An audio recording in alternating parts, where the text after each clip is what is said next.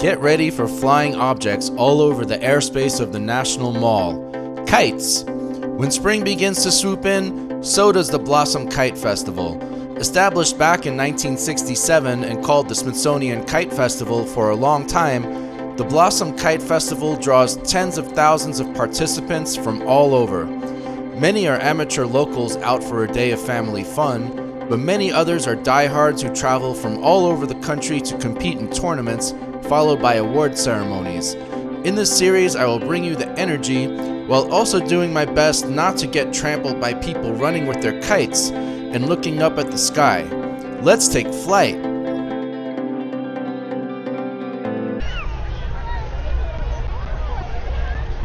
Now that is a smart idea. Get a tent out here.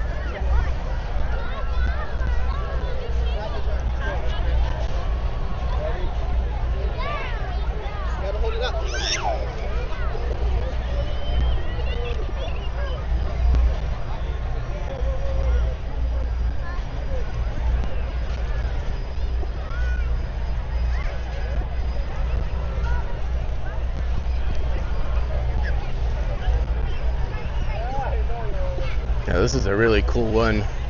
Not your typical kite. Look at how long this tail is. It just keeps going and going. You need a mighty powerful wind really for this entire thing to stay in the air, I would imagine.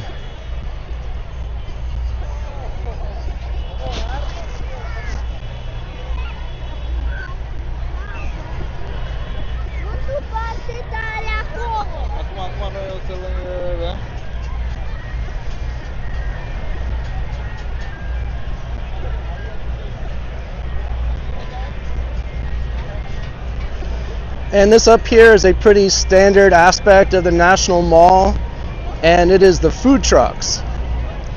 So lots and lots of food trucks and selling all kinds of stuff, especially sandwiches, but ethnic type food too, such as kebabs. And here is a bubble tea truck and cheesesteaks, shaved ice. Just about everything is down here on these food trucks. That is the Museum of African American History and Culture back there, which is also a Smithsonian museum. And there are food trucks on the other side of the street too.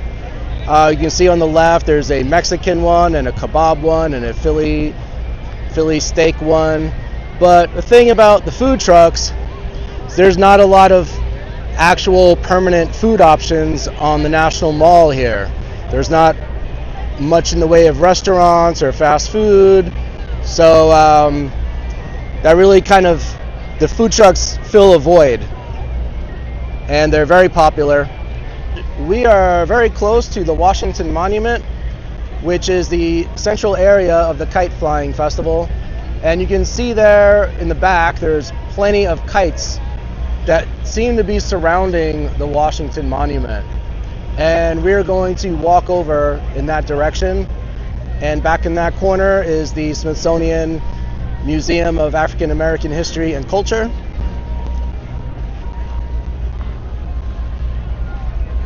And that is the Smithsonian American History in that corner. And just a little pan of the mall here.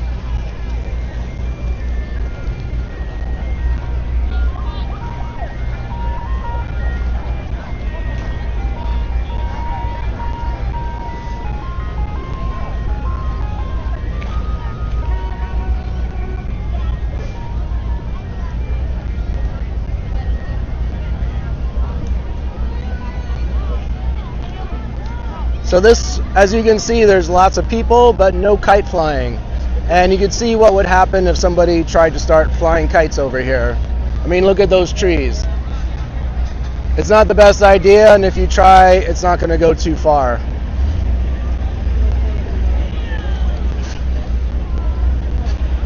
let's make this light.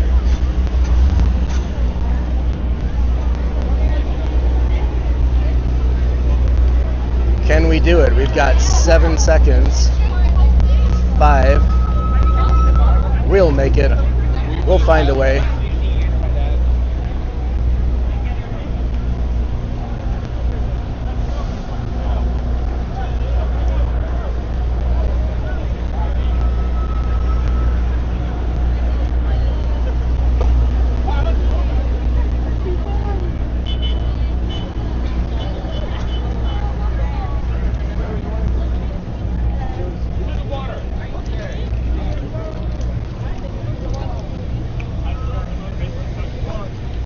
All right, and here we are,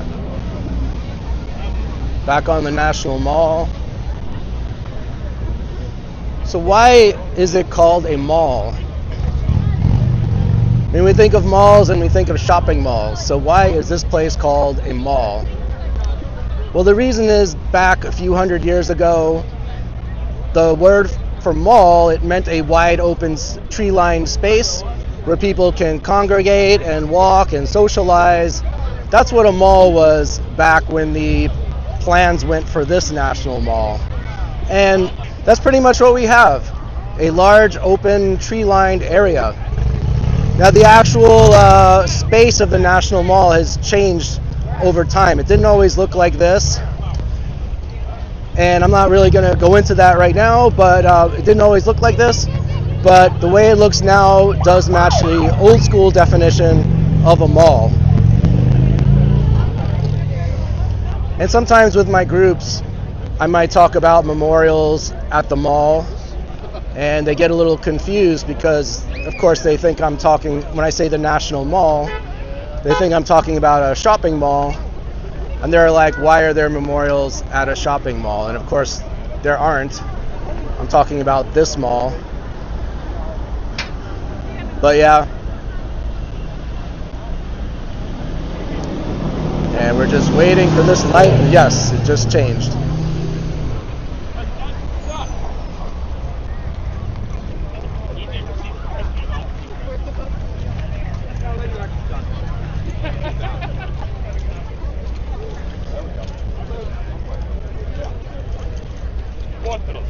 Where are we going? I couldn't tell.